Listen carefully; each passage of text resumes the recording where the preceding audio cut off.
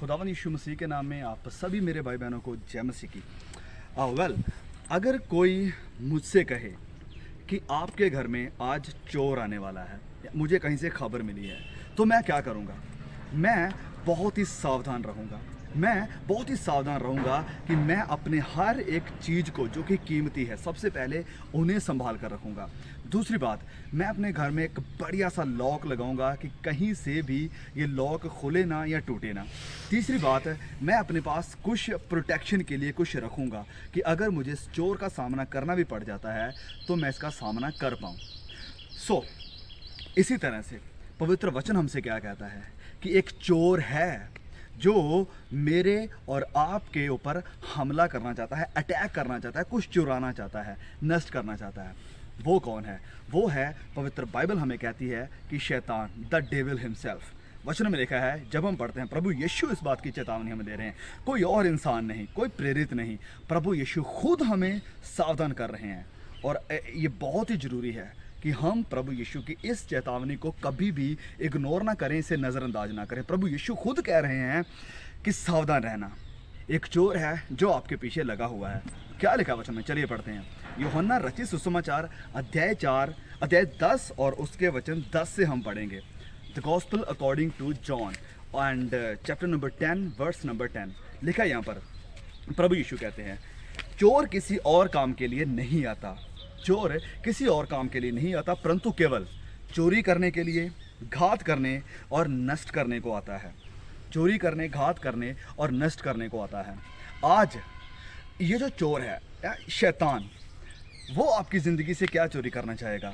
क्या उसे आपके पैसे की ज़रूरत है? बिल्कुल नहीं। क्या उसे आपकी प्रॉपर्टी की ज़रूरत है? बिल्कुल भी नहीं। क्या उसे आपके घर की ज़रूरत है कि वो वहाँ पर रहना चाहता है? नहीं। वो क्या चोरी करना चाहता है आपकी ज़िंदगी से? सबसे पहली बात, वो आपकी ज़िंदगी से आनंद को चुराना चाहता है। वो आपकी ज़िंदगी से आपके विश्वास को चुराना चाहता है। वो आपसे हमेशा की ज़िंदगी को चुराना चाहता है। और फोर्थली, चौथी बात, वो जो आपके अंदर परमेश्वर का प्यार है उसे चुराना चाहता है। और इस सब को चुराने का उसका मकसद क्या है? मकसद सिंपल सी ये है कि वो चाहता है कि जहाँ पर वह है वहाँ पर आप भी उसके साथ ही रहें या जाएं। और वो है कि वह खुद भी नाश के रास्ते के ऊपर है और वो आपको और उन सब लोगों को नाश करना चाहता है जो लोग भी परमेश्वर की तरफ हैं। ये चेतावनी प्रभु यीशु हम सबको दे रहे हैं। ठीक है, प्रभु यीशु ये चेतावनी दे रहे हैं अपने सुनने वालों को। प्रभु यीशु अपने चेलों को ये बातें कह रहे हैं। हमें और आपको सावधान रहने की ज़रूरत है कि हम इस चोर से बच कर रहें, क्योंकि ये चोर घात करने के लिए आ रहा है, चोरी करने के लिए आ रहा है, नाश करने के लिए आ रहा है। सबसे पहले जब हम अदन की वाटिका में देखते हैं तो वहाँ पर शैतान आया और सबसे पहले उसने क्या किया? उनके अंदर जो परमेश्वर का प्यार था उसे चुरा लिया। परमेश्वर से सदा के लिए उनकी दूरी बन गई। और वह आता है, वचन कहता है कि नाश करने और घात करने के लिए। उसने क्या नाश किया वहाँ पर? उसने एक परिवार को तोड़ दिया, एक परिवार को नाश कर दिया।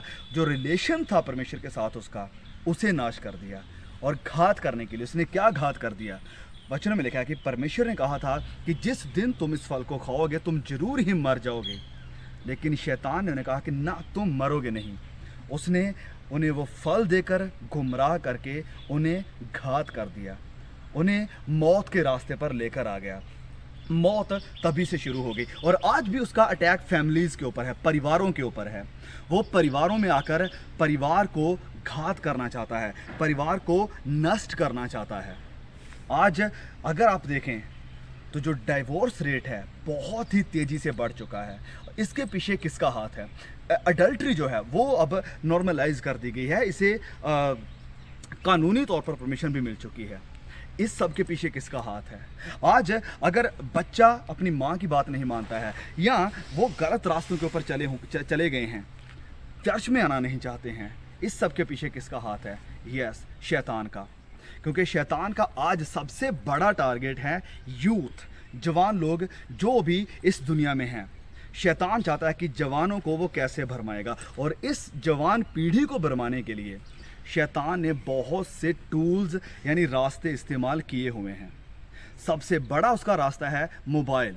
यस, जो मोबाइल आप देख रहे हैं, यस, मोबाइल बहुत अच्छी चीज़ है, बहुत ही बढ़िया टेक्नोलॉजी है आज की हमारी पीढ़ी में, बहुत ही बेस्ट एक टेक्नोलॉजी है। लेकिन इसी मोबाइल को शैतान ने यूज़ किया हुआ है, इसी टूल को शैतान यूज़ कर रहा है बहुत से जवानों की ज़िंदगियां नष्ट करने के लिए।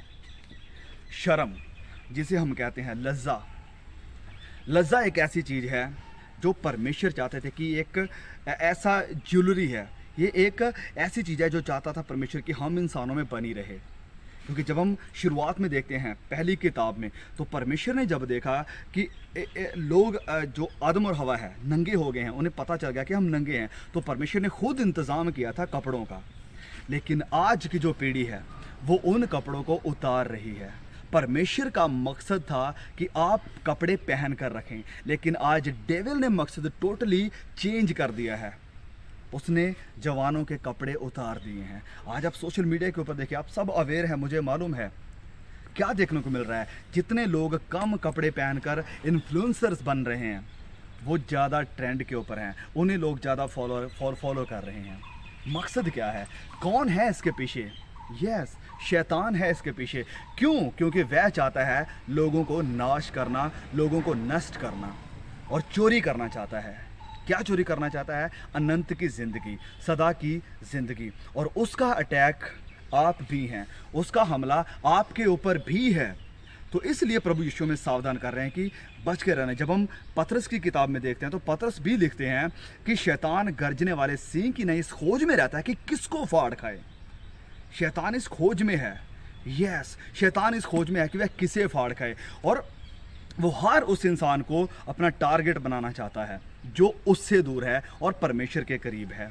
सो मेरे प्रिय भाइयों, मेरी बहनों, हमें पहली बात डरने की ज़रूरत नहीं है कि शैतान आ रहा है तो मुझे घबराना चाहिए। नहीं, हमारे पास एक होप है, हमारे पास एक प्रोटेक्शन है, और वो प्रोटेक्शन है परमेश्वर, वो प्रोटेक्शन है पवित्र आत्मा।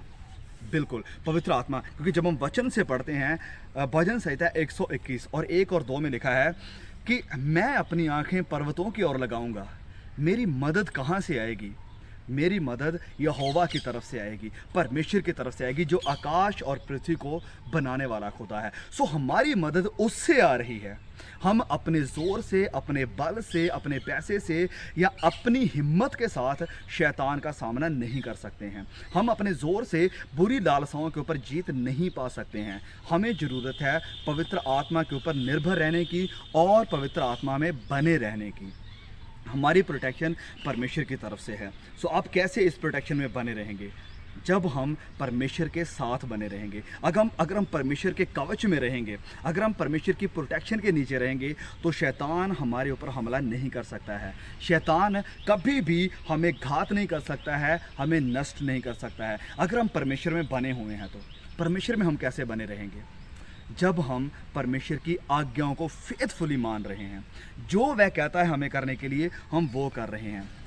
अगर एक अच्छा माँ बाप अपने बच्चों को लेकर रेल के किनारे के ऊपर चल रहा है और वह अपने बच्चे से कहता है कि तुम इस तरफ मत जाना, गाड़ी कभी भी आ सकती है, और अगर वो बच्चा अपने माँ बाप की इस बात को मानेगा और उस तरफ नहीं जाएगा, तो वह खतरे से बचा रहेगा। लेकिन अगर वह अपने माँ बाप की चेतावनियों को, अगर अपने माँ बाप की आज्ञाओं को इग्नोर करता है और जिस तरह वह चाहता है वैसे चलना शुरू कर देता है, तो वो जरूर नष्ट हो जाएगा। इसी तरह से हमारा पिता परमेश्वर, उसने हमें चेतावनियाँ दी हुई हैं, हमें कुछ आज्ञाएं दी हुई हैं कि तुम इस ट्रैक से इधर मत होना, तो तुम बचे रहोगे। लेकिन यदि हम एक बच्चे की तरह परमेश्वर की चेतावनी को इग्नोर कर देते हैं, इससे इनकार कर देते हैं, तो ज़रूर शैतान हमारे ऊपर अटैक करने में सफल हो जाएगा, कामयाब हो जाएगा, जैसे वह अदन की वाटिका में हो गया था। परमेश्वर ने उन्हें साफ साफ कह दिया था कि इस फल से तुम मत खाना, लेकिन उन्होंने परमेश्वर की आवाज़ को नज़रअंदाज किया, परमेश्वर की चेतावनी को, उसकी आज्ञाओं को नज़रअंदाज किया, जिसकी वजह से शैतान ने उन्हें अपने वश में कर लिया। शैतान कामयाब हो गया अपना मकसद पूरा करने में, और आज भी वह सेम तरीका आजमा रहा है। वो लोगों को परमेश्वर के वचनों से दूर रखना चाहता है, और आज हमारी पीढ़ी में वचन की बहुत ही ज़्यादा कमी है। लोग परमेश्वर के वचनों को पढ़ना नहीं चाहते हैं और शैतान ने गुमराह करके रखा हुआ है कि बस आप चर्च जाओ, बस आप पास्टरों से प्रार्थना करवा लो तो आपका काम सही है। वचन पढ़ो या ना पढ़ो, लेकिन वचन पढ़ना, परमेश्वर की आज्ञा को जानना, सुनना, मानना बहुत ही ज़रूरी है। क्योंकि यदि हम परमेश्वर के वचनों में रहेंगे, परमेश्वर की आज्ञाओं में बने रहेंगे, तो हम शैतान के हमलों से भी बचे रहेंगे। यही है हमारी प्रोटेक्शन, यही है जो हमें शैतान के अटैक से, गर्जने वाले सिंह से बचा सकती है। सो वचन कहता है कि शैतान आता है चोरी करने के लिए, घात करने के लिए और नष्ट करने के लिए, लेकिन आगे जो बात लिखी है वो बहुत ही ज़रूरी है कि हम इसके ऊपर मनन करें।